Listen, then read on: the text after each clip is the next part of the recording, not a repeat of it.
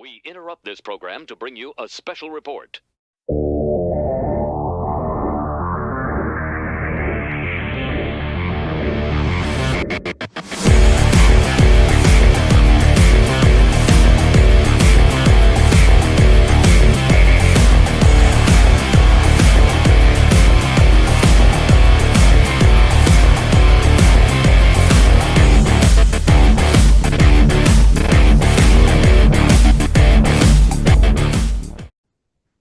Welcome back, casuals, to what we are now calling Season 2 of the JEB Board Podcast. Sorry for the hiatus. Everybody got kind of a little busy over the past year. I got a new job. BB got married. Nick also got married. Kyle and I became homeowners. Y'all became homeowners. Y'all are both also in the process of getting married. Yep. So yeah, hopefully I will catch up to everybody in the relationship status here soon. But yeah, it's been a busy year for everybody. We kind of got bogged down with personal life stuff, and unfortunately, Jeb Board fell on the back burner a little bit. But we got together as a consensus and decided the NFL draft was a good place to pick up. So here we are, post 2025 NFL draft. Definitely was there were some no-brainer picks, but there was also some surprises that we'll talk about here in a second. So we're going to jump right into it. The draft is mainly what this episode is going to be about. So if you were looking for any NBA or MLB news, too bad. So starting off, we'll jump right into it. First pick, 1-1, Cam Ward. I mean, was anybody really expecting anything different? Nah. Writing was on the wall. Yeah, I don't think, I mean, with Tennessee needing a quarterback, not committing to Will Levis, even though I'm going to absolutely miss the meme of that is Will Levis. I mean, it was just, again, that was like a no-brainer pick. Best quarterback in the draft and exactly what they needed.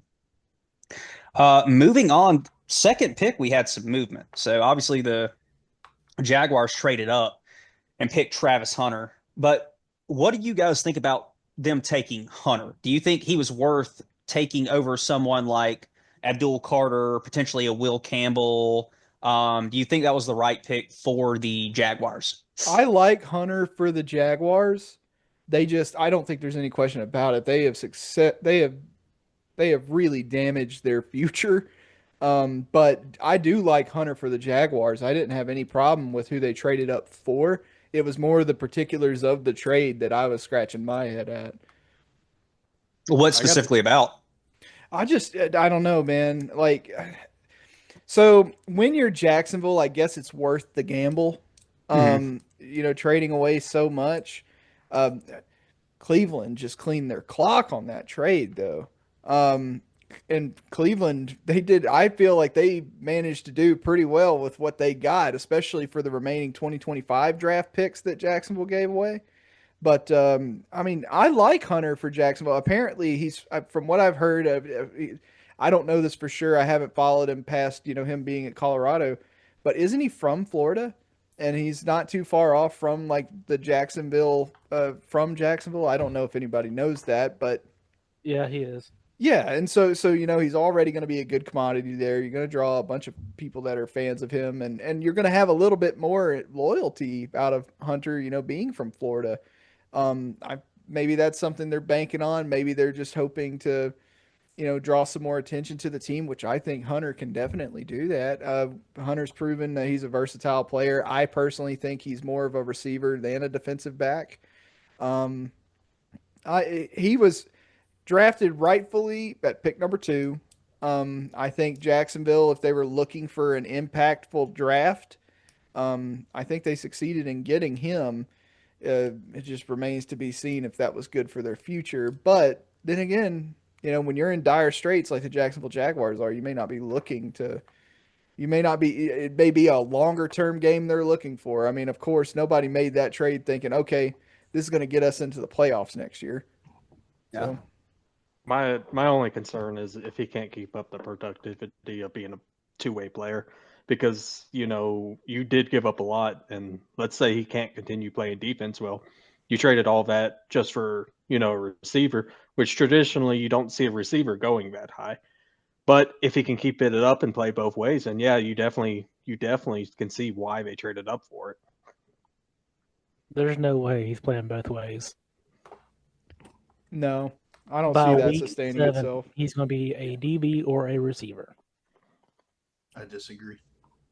I think he's fine. As long as he doesn't take a massive hit. But shown at Colorado, he's fairly decent at avoiding those. I don't think there's a question to the gas tank. Yes, it's higher level, but Buddy has a gas tank like no other. He, stamina-wise and not dropping off, I think he's fine. And I think they're going to be strategic in, okay, we're not going to play him, the same amount of snaps.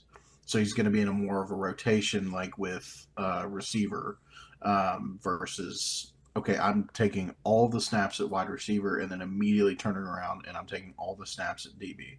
I agree with Kyle that I think the majority of the snaps will be at receiver, but if they can turn him into a red zone DB, that's huge. Like, don't make him play the length of the field. Put him in the red zone.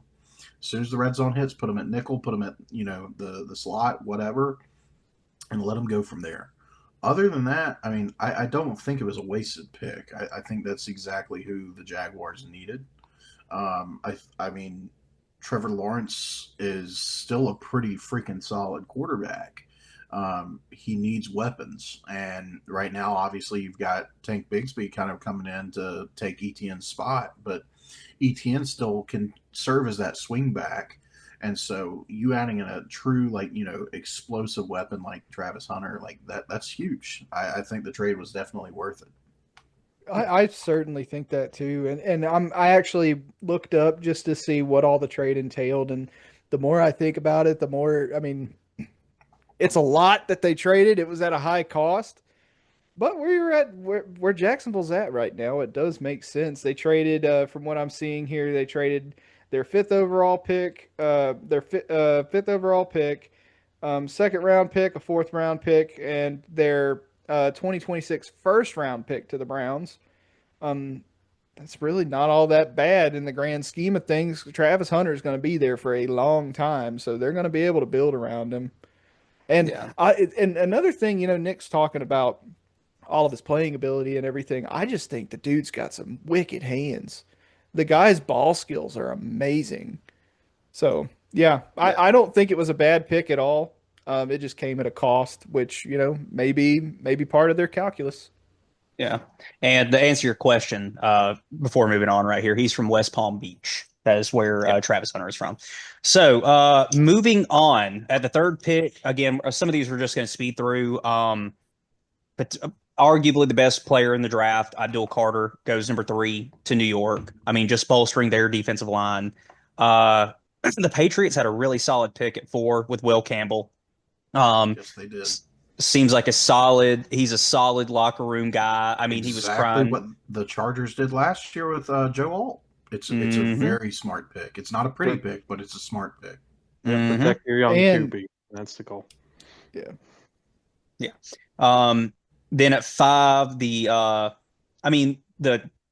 Browns kind of took something out of the Giants book, drafted Mason Graham from Michigan, that defensive tackle.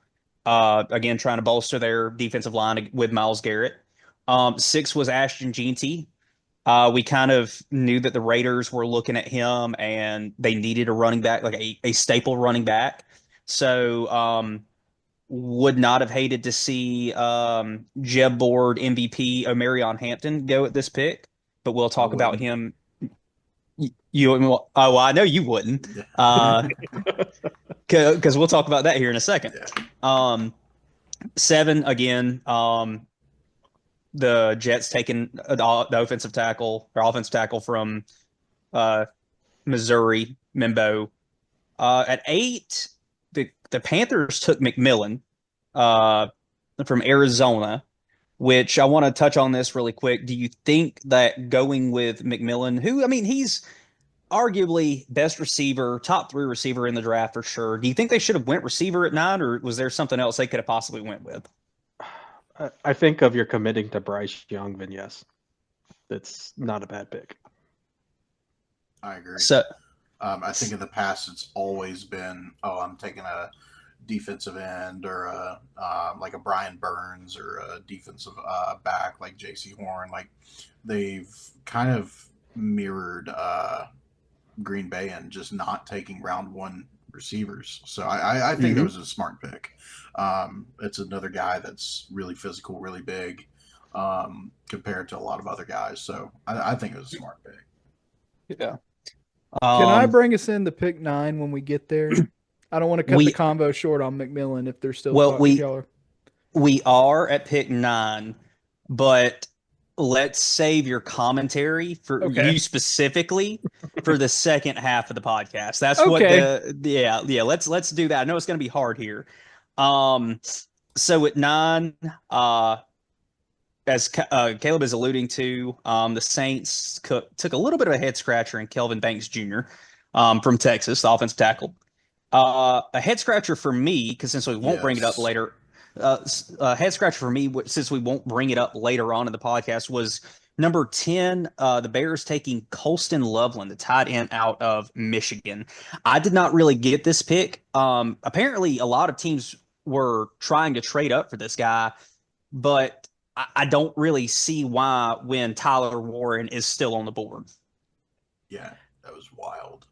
I mean, Colston Loveland, I think he's got size, but that's it. Yeah, I think they're looking for more blocking versatility out of a tight end. Well, and I The guess that 10th goes round pick for a blocking tight end.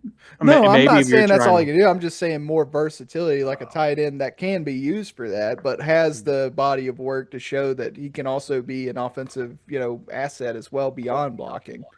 And I kind of like the idea of him and Cole Kmet on the same offense. I think it bodes well.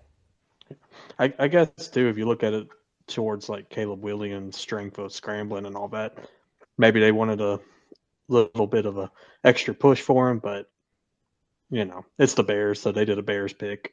What can you say? Fair. Moving on to 11, the 49ers took Mikael Williams, Georgia edge.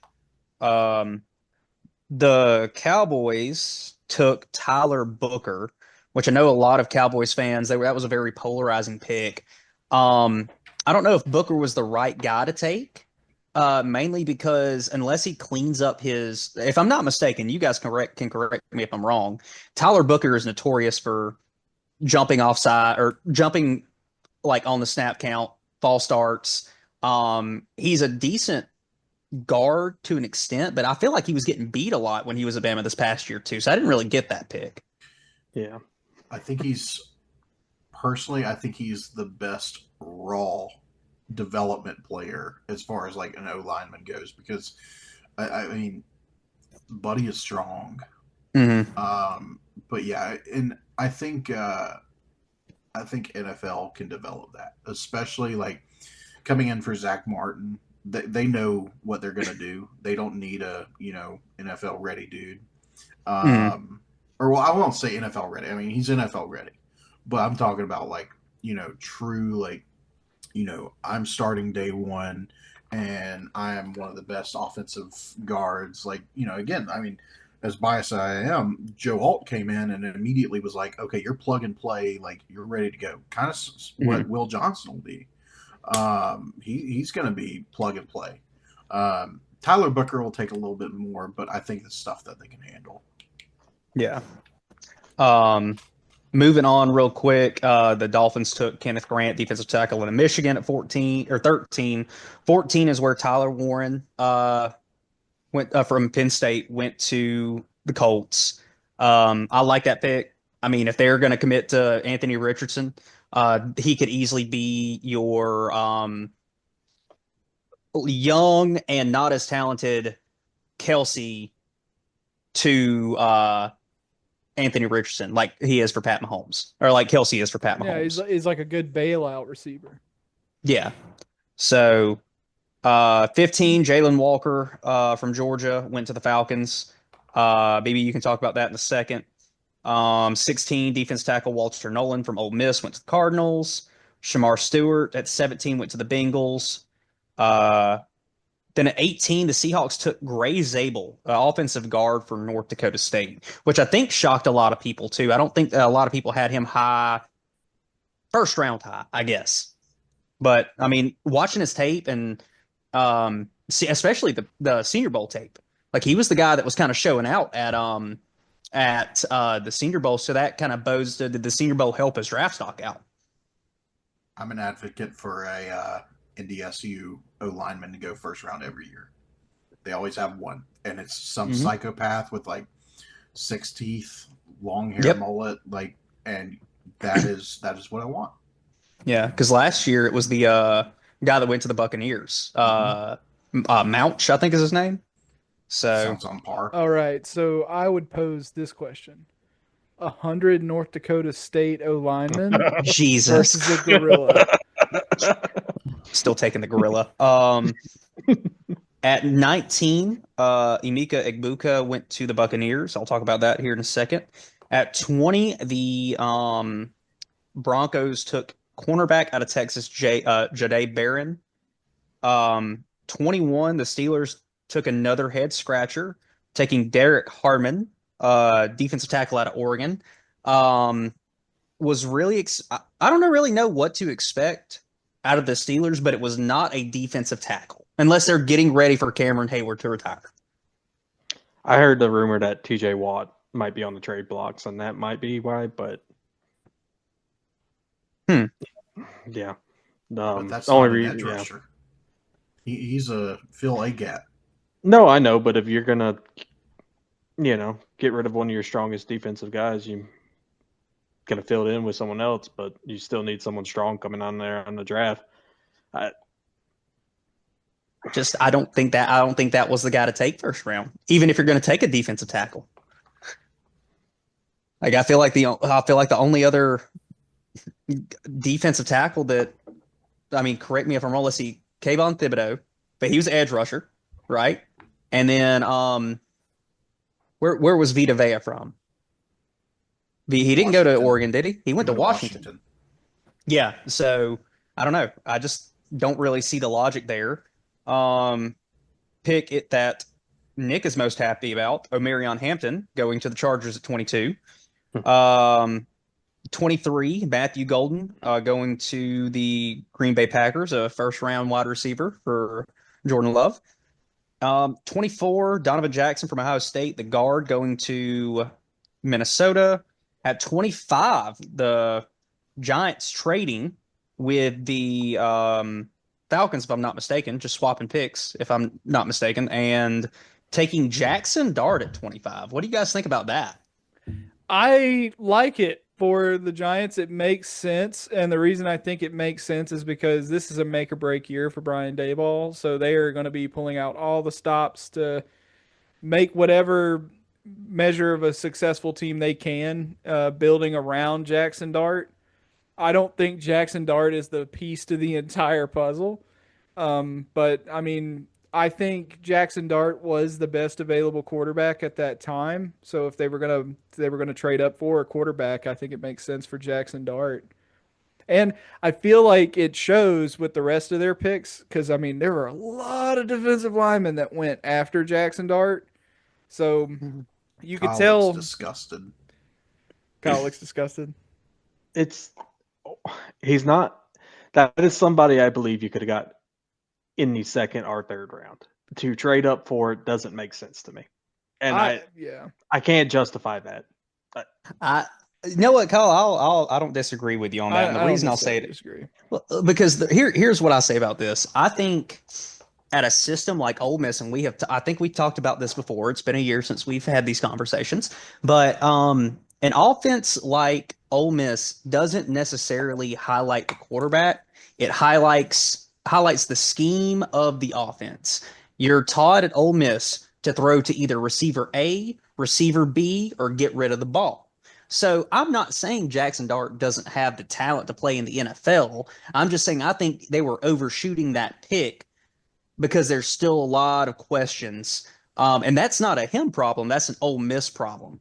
And it's really not a problem. It works for them. It gets them to 9-3 every year. They're not going to win anything else, but it gets them 9-3 every year. But in the same token, it's like I just don't think an offense like Ole Miss or a scheme like Ole Miss gets a quarterback ready for the NFL. I need 15 seconds. BB, clock me. Jackson Dart is okay. Jackson Dart is Matt Corral, Shea Patterson. Shut up, BB. Shut up. He is Matt Corral, Shea Patterson, Jordan Tamu, all these other guys. Like he is the typical Ole Miss quarterback, and I never on occasion. Yes, I saw very precise. 15 seconds is up. I saw very precise throws, but at the same time, I also saw the. Man, BB didn't have to kill the stream. Oh no! Did we lose Nick? Yeah, it looks like we lost Nick. Oh, he's back. He's back. He's back. He's back. You cut out, buddy. God helped you keep time. Yeah, I saw that. Well, I was Right right there then. But I see what you're saying, though, Nick.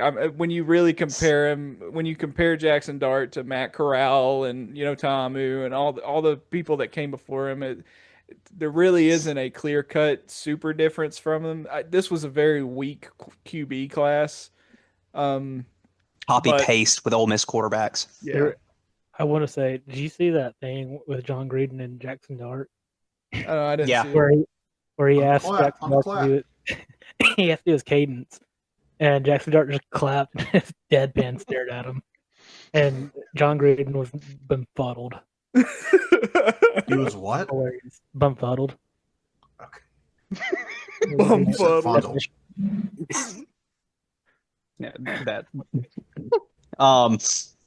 Anyways, moving to I mean, the 20 befuddled in a state of bewilderment or confused or perplexed. Befuddled.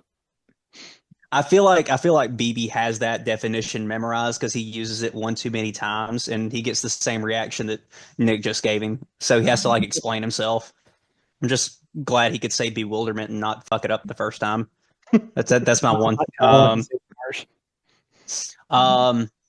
So at 26, the Falcons took James Pierce Jr. From Tennessee.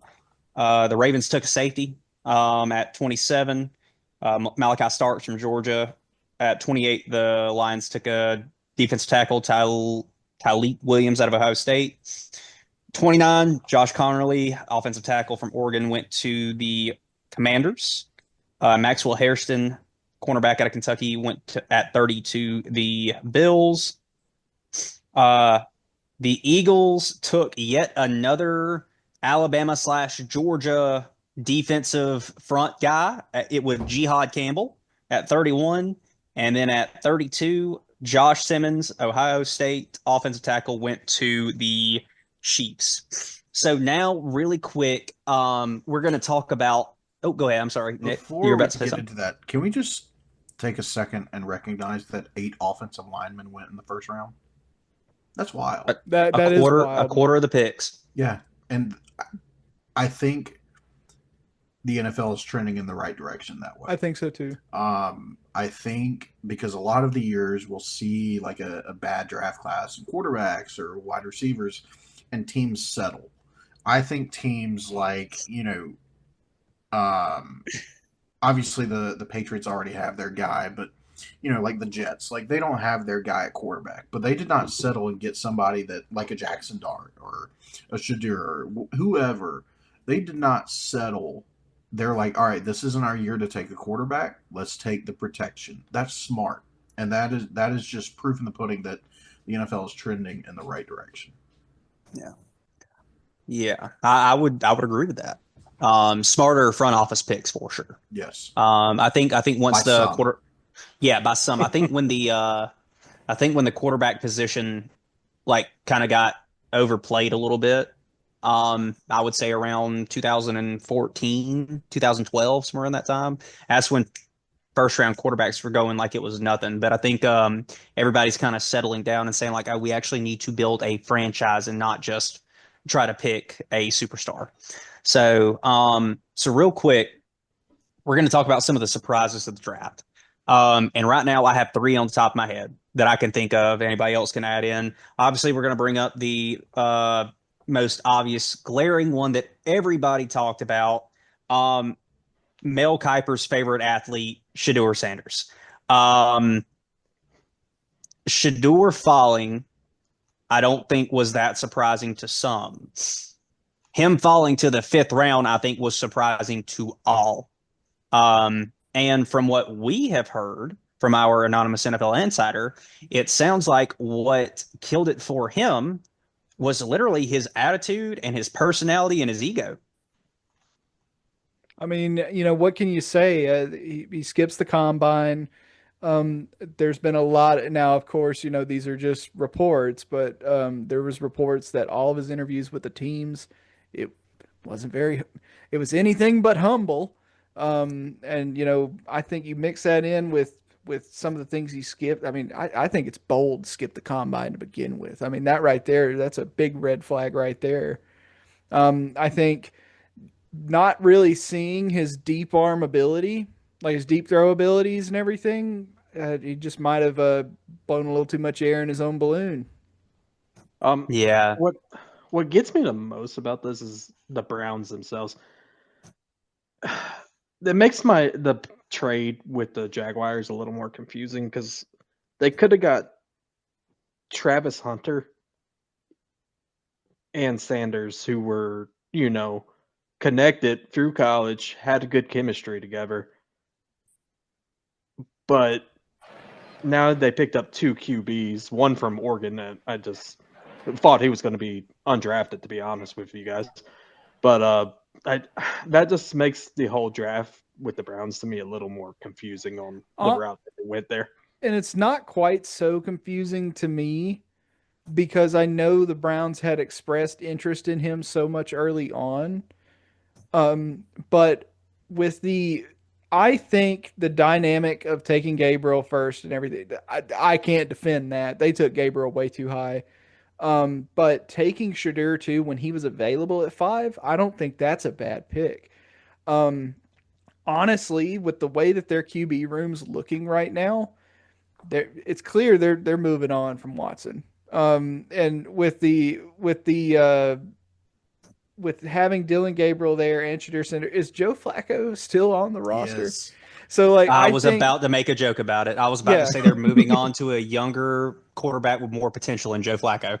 Yeah, but I think with the way that QB room's looking right now, I think they're trying to take advantage. I mean, I think everybody admits this was a weak QB class. With Dylan Gabriel and Shedeur Sanders, I think they're just trying to make some organic competition. And, I think with the picks they managed to gain from the Jacksonville trade, gamble with it. I say gamble with it. I think taking him at 5 was not a bad call. Yeah, and then, there's also a conspiracy theory thinking that if somebody would have drafted Shedeur high and it did not work out, the head coach was going to be fired and replaced with Deion Sanders. So that is also a conspiracy theory that's being thrown out there now as well. So my second one that kind of shocked me a little bit, and after some more information came out, it kind of makes sense, was Will Johnson dropping as far as he did. That was surprising. Yeah, I know apparently he's had like some physicals came back and some, medical stuff came back, and apparently he's had some knee issues or his knee issues are a little bit worse than what everybody thought, but I still think he was a first round talent, and I think you can take that risk on him. But in the same token, saying that, I mean, you look at a guy like, and I wish I know he wasn't like a very high draft pick, or it wasn't a biggest potential as Will Johnson, but look at Jordan Travis. Jordan Travis gets drafted by the Jets, is there for a year, and we found out today that he was he medically retired. He was advised strongly that he should retire. So I get their thought process, these teams' thought processes, but still, I think with a cornerback who arguably is the best cornerback in this draft without the injury is still a first round talent.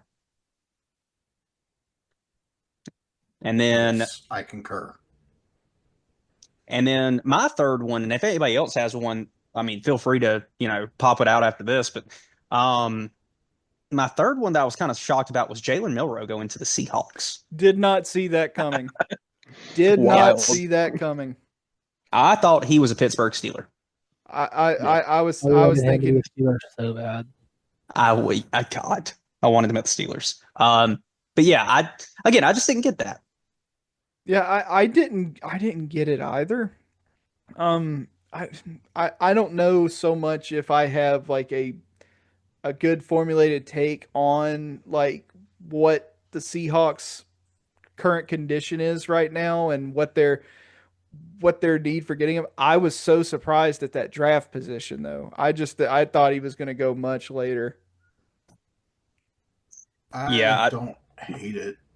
I don't need. I know. Like I've been very critical of Jalen Milroe, but you obviously have Sam Darnold. No, he's at the Raiders now. Is he at the Raiders or Seahawks? Raiders. No. I've got it wrong. Raiders have Geno Smith now. The Seahawks have Sam Darnold. Yeah, Sam Darnold is on a $100 million contract for the next 3 years. So Jalen Milroe is not coming in to compete. This is not, they're not taking him this high to compete. Running back. Once again, they're taking him as a raw developmental player. They took him high to make sure he's secured and not taken to the Browns, where they can have him sit for 3 years, which I really think he needs, and have a true quarterback coach. And it's like, look, you're not playing to some scheme of, read option, like a, 2013 Auburn or, a UCF, a Gus Malzahn offense, basically. You are going to have to make these, outside dig throws, these corner route throws. You have to be able to make them. You have arm talent. Arm strength is not. He can throw so deep. Yes. It's not accurate, but he can throw. He could sling it. It's the intermediate passes and the decision making that I think if he has 3 years to develop, he could be a really good quarterback for the Seahawks. So I think they're thinking long term because Sam Darnold is not a young quarterback anymore. He's very similar to Geno Smith in a lot of ways. That, kind of a travel man until finally he has a little bit of a breakout. Now we'll see if Sam Darnold pans out from last year, if last year was just a fluke. But with the way the contracts are set up, they're not bringing in Jalen Milroe to compete. They're bringing him to develop. Yeah. And on top of that, too, just like outlook for him. I mean, if you think about it, I mean, you could see shades of a bigger, more athletic Russell Wilson.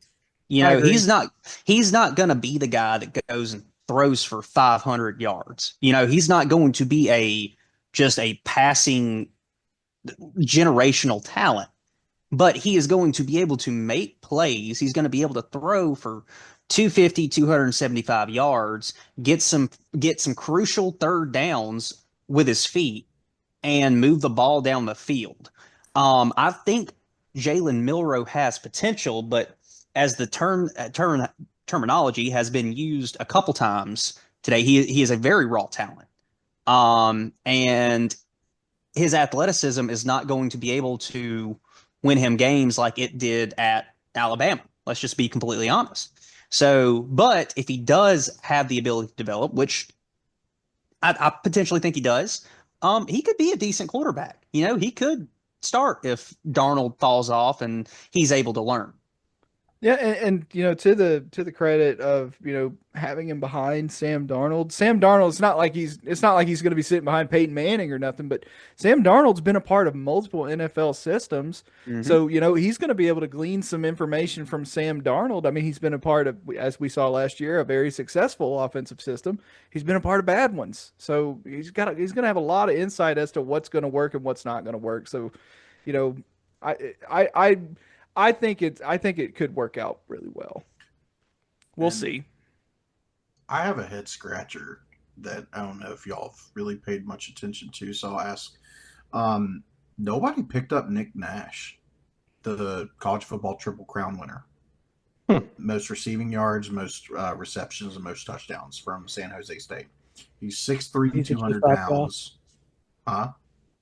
That's because he's a G5 guy. Nobody likes us.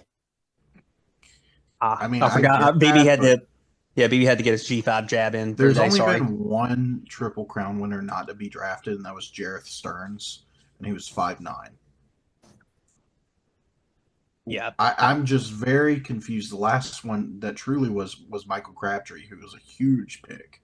Obviously, it didn't pan out, but like, I'm just very confused that a 6'3", 200 pound, like that's an NFL frame receiver right there. Yeah. That just had, I think it was 100 something receptions for 1,500 yards and like 16 touchdowns. Like, I mean, it was outstanding, and you did not draft, like nobody drafted him, even in the 7th, 6th round. Like that's just crazy to me. That is wild. Yeah, that and just talking about another receiver didn't get really looked at until after the draft. Xavier Restrepo. I mean, Restrepo. I mean, you got to think Hunter Renfrow got drafted, and it's kind of the same player. If not, Xavier Restrepo is a little bit better playmaker. So that kind of was a head scratcher as well. I think his 40 time and size hurt him. If you're going to be that small, you have to have a good 40, and he ran a horrible 40. He had a hamstring injury when he ran the 40, because I think his like second attempt was like a 5 something. Oh dear and God! Everybody was like, "Oh, he's a bust." But like, yeah, I don't think that's fair to say, because look at him at Miami. Like, I don't think speed was ever an issue.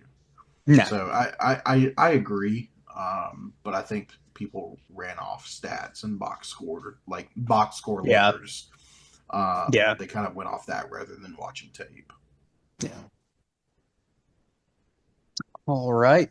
Well, if there are no more, we have our last segment of this episode, and it is a small review of each of our teams. I will go first because mine is going to honestly pretty quick and pretty straightforward.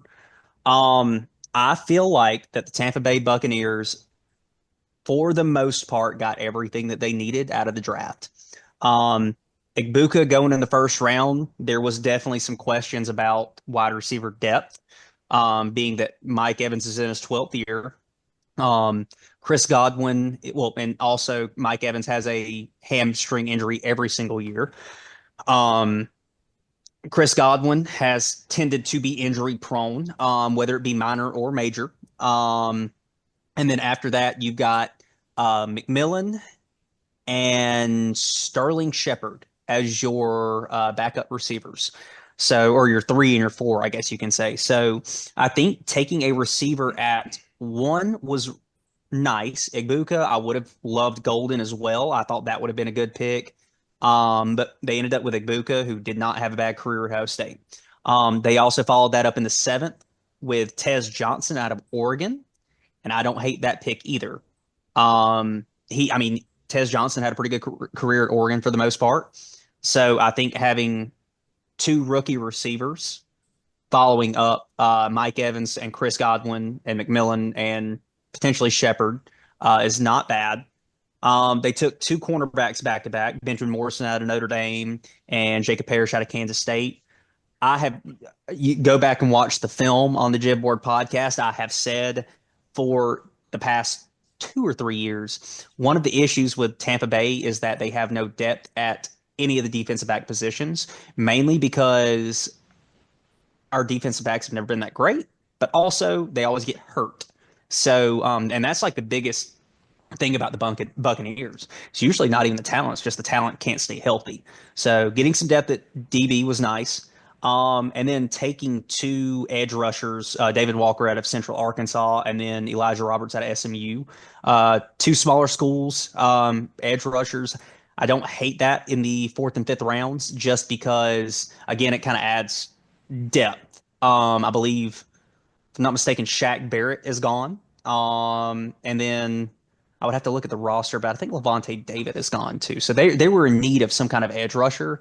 at that position. And they didn't have a 6th-round pick. So the only other thing I would have maybe asked for is some depth at offensive line. But running back is fine. Quarterback is fine. We filled out the receivers. I think everything. I mean, they drafted exactly what they needed to draft. So I'm happy with it.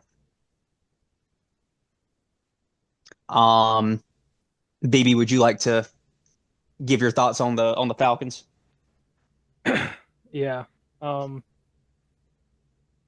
I think we got everything we needed to because we have no pass rush. And I think this year was the first time that they've drafted a defensive end in the first round in like 30 years. So, then with was it Jalen Walker? Mm-hmm. To be fair, I didn't watch any like Georgia games this year. All about the South. But yeah, then the safety from Notre Dame, I think that was a good pick too. But if you ask our NFL insider, he hates it. But I think he just hates me rather than he hates the picks. And last year the only draft pick that played for the Falcons in that last year's draft was Michael Penix. That's crazy. That is insane. I think like the 2nd, 3rd, and 4th round pick got hurt in mini camp or whatever, like non-contact injuries. That's insane. Yeah, and so I don't even know who they were, to be honest with you. So I believe that. I do too. I believe you. But I think if you look at James Pierce and Jalen Walker, if they're actually first-round talents, if you had that with Matthew Judon on 3rd downs, they might be competent. Yeah, I feel like 3rd down defense was like the biggest issue last year. What about 1st and 2nd down? No, we got to 3rd down, so 1st and 2nd probably wasn't an issue. Okay. Moving on, Nick, would you like to Yes. take your Chargers picks? I think last year was really good getting Joe Alt, and this was the year to take your position players. They got the JEB Board MVP and Amarion Hampton. Yeah, that's huge. It's big. I mean, I think it's smart to take him as high as they did to be paired with Najee because, again, he's a terrible fantasy or running back, but he's a guy that can take a lot of load bearing off of Marion Hampton because I think Jonty, he's going to face a lot of like, oh, hey, I touched the ball 35 times this game. That's going to be tough. I mean, I know he's got, again, kind of like what I was talking about with Travis Hunter, the gas tank, but Omarion Hampton, let him touch the ball 17 to 20 times. That is all he needs. He's going to make up for it. He's a big dude. He can take the hits. He can absorb it. But I think they got a first-round receiver in the 2nd round in Trey Harris from Ole Miss. Because while I don't trust Ole Miss quarterbacks, their receivers pan out pretty freaking well. So getting a big guy like Trey Harris is huge. Just because they don't truly have a number one. They have a Lad McConkey, which is, nice. And Quentin Johnson, who really, stepped up last year. I know we kind of shat on him a lot. I think that's the only best word to use. But I think an underrated pick was the 4th round pick in Kyle Kennard, the defensive end from South Carolina. Quietly 12 sacks and 15 and a half TFLs. And getting rid of Joey Bosa to save the cap space and replacing him with a Kyle Kennard matched up on the other side with Khalil Mack. Because, Kyle Kennard, he's 6'4", 6'5", 250. Like, that's the ideal frame. So I think they did really good addressing the first, 4. The 3rd pick I didn't really care for, the defensive tackle. I think it was Jameer Caldwell. He's just a gap filler. I don't care for those kind of players. But getting like KLS from Auburn, like he reminds me so much of Josh Palmer. And I think he's going to do exactly that at the Chargers. He's going to have a 400 to 600 yard season. He's going to pick up some touchdowns and just play kind of like a sixth man. He'll rotate in, play a lot, be a slot receiver sometimes. So I think they did good, got some depth in O-line in their sixth pick. And they did get a really solid tight end out of Rondé Gadsden the second, being that he's, again, 6'5", 240. He's fast. He's from, I think, Syracuse. But he, again, 73 catches, 900 yards, and 7 touchdowns at Syracuse. So I think that's addressing another, skill position that needs work. And so I think they addressed everything that they needed and got who they wanted. Before we get to Caleb, Kyle, would you like to give your recap on Green Bay and your thoughts? We got a receiver in the first round. Yeah. I mean, that's what we've been asking for 21 years. Maybe they played it out to wait till the draft was in Green Bay, or until Aaron Rodgers was gone. Yeah, you got to make a point there. But no, they picked up a great receiver in the first round. Ran a 4.29 on his 40. He's fast. He can get separation. It's something they needed in the receiving room. How does that affect LeBron's legacy, though? Better ask how Memphis is about to affect his legacy. Giannis's legacy.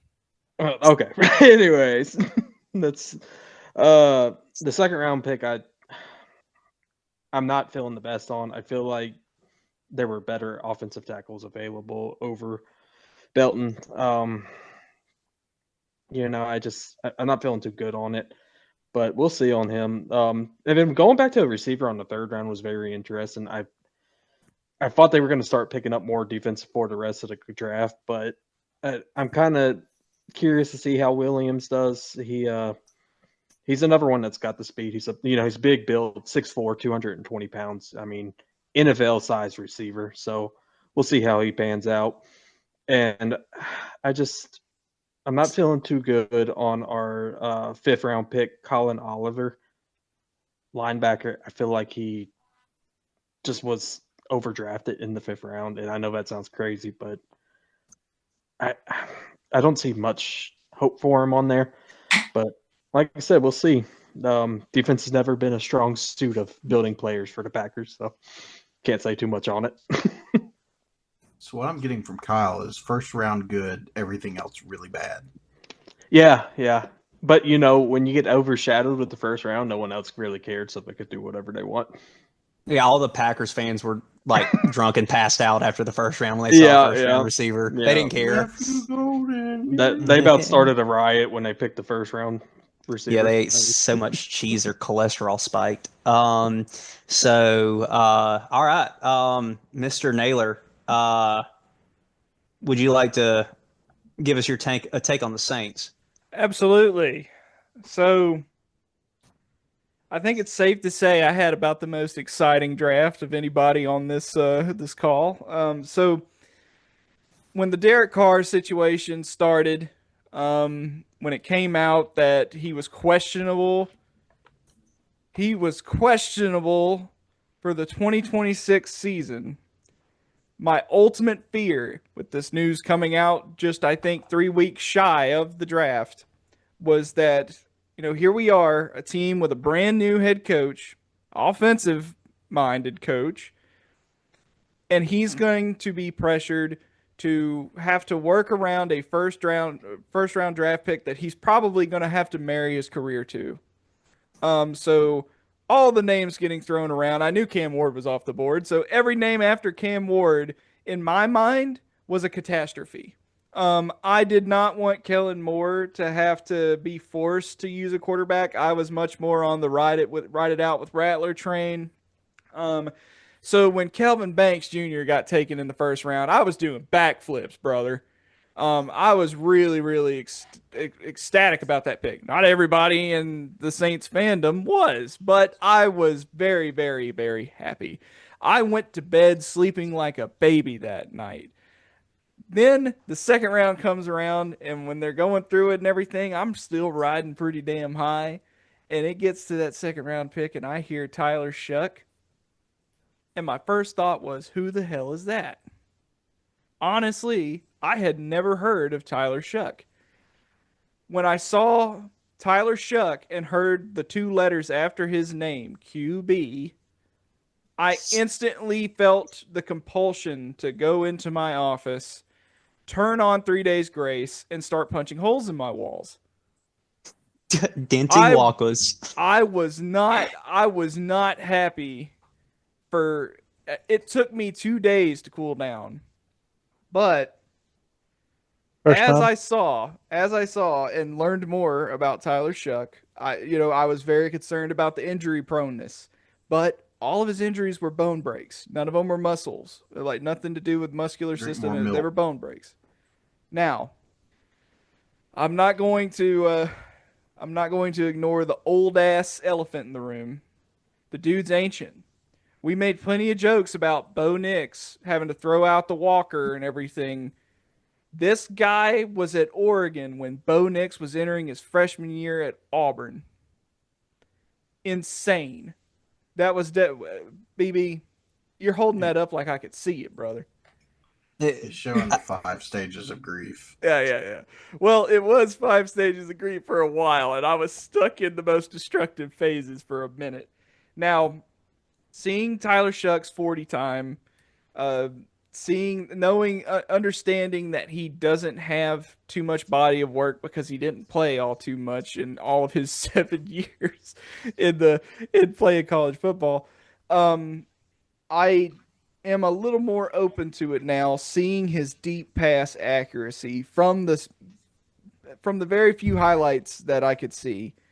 Now, I look at that, and I wouldn't say I'm optimistic, but I'm definitely not as pessimistic as I was. Needless to say, the Saints made the big brain decision to draft a 4th or 5th round QB in the second round. Despite how I feel about Tyler Shuck, that's how I feel about how that pick went. So I'll move on from Tyler Shuck. The Saints really kind of like put it together after that. I've been tracking for the longest time that one of our biggest issues on the defensive side of the ball is we are old as hell. So they made up by drafting Vernon Bruton from Texas, defensive tackle, Jonas Sanker at safety, because Tyrann Mathieu's getting old, really old. Yeah. And then my favorite defensive pick of the draft, I was overjoyed when he went, Danny Stutzman from Oklahoma. That dude was the heart and soul of the Sooners defense. And I know Oklahoma didn't have their best season last season, but Danny Stutzman had a great season. So I was really, really happy they picked him up in the 4th. In a way, I thought he was a bit of a steal where they got him. So I thought Stutzman was a very high-quality pick. And the high-quality picks kept going after that. Quincy Riley, cornerback from Louisville. So even though the Tyler Shuck thing had me shook, I was starting to see, okay, well, at least they're addressing the needs. We got Devin Neal from Kansas at running back, so I think that adds a little bit of depth there. I think we offloaded Jamal Williams, so Kamara and having Devin Neal kind of learn behind Kamara, I think that could be good. Got another tight end, Mataveo from UCLA. Watched some of his game footage, and I like what he could do. Very, very physical tight end. And then we topped it off with a defensive end, Fadil Diggs from Syracuse. So we really, even though they did a line of cocaine in the second round, they really kind of pulled it together once they came down from the high for the rest of the draft. So all in all, if I had to give it a draft rating for myself, if you had asked me in the second round, my draft rating was below an F. And but by the end of the draft, I found myself giving us a B+ to an A-. Okay, well, Shu is basically Sam Darnold. He had a really bad career until his last year. I mean, at least you know he's mature. The only saving grace He's is, our age. I mean, not to say that we are a healthy franchise right now, but a franchise isn't necessarily going to fold on a second-round pick. That's why I don't think it's as devastating as I may have in the second round, now that I've had a couple of days to calm down. But all in all, Tyler Shuck was the only black mark, and it's not even drafting Tyler Shuck that I consider the black mark of the draft. It's really just where they drafted him. I firmly think Tyler Shuck was a 4th or 5th round pick. A lot of people disagree with that. A lot of people are saying he was by far the 3rd best quarterback available. But Ooh. Kyle. The Saints front office. no, I'm seeing it. No. So here's the thing. Let's talk about this. ESPN exposed themselves with this draft. They have exposed themselves as being nothing but casuals, and not talking about our offense, our audience. Sorry, not talking about our audience. Casuals. But anyways, ESPN commentators and analysts do not watch the amount of football and the amount of tape on these athletes to be putting out all of this information like they do. That's why we saw Mel Kiper distraught throughout the entire draft because Shedeur Sanders wasn't taken by the Saints at 9. Mel Kiper don't know ball like I do. It literally started there. It literally started like I was paying attention the entire time when he wasn't when Shedeur Sanders wasn't taken by the Saints at 9. That man was on damage control for Shedeur Sanders the entire night. And he kept referencing back. And I think it even twisted the knife more when he took Tyler Shuck at 2. When the Saints took Tyler Shuck at 2, Mel Kiper wanted to die. Well, Caleb, are you saying they're not a bunch of sickos? They're not sickos, brother. Oh, they're not sickos. They're not sickos, brother. Mm-mm. But like, it's just to me, I think that's something that happened with this particular draft. Is I think ESPN really exposed themselves for not being the authorities that they think they are. I ended up finding so much more accurate and valid takes that were in far better alignment with how the draft actually went in sort of like non-mainstream media formats. Like Todd McShay, he had Tyler Shuck high on his list, and he's doing victory laps right now. And like, it's just, to me, I think ESPN is out of touch. I truly think they're out of touch now. Not that anybody on this podcast ever doubted that, but yeah, you're gonna get the mouse sick on us, man. Gonna chill out there. All right. Well, now it's time for Kyle's out-of-pocket pick of the week. No, we're not doing this. Okay, well, that wraps up the JEB Board Season 2, Episode 1 draft special. We still have socials, Instagram and Twitter. We're definitely more active on Twitter, so go follow us on that. But until next time, everybody, keep being a sicko. don't get hard counted.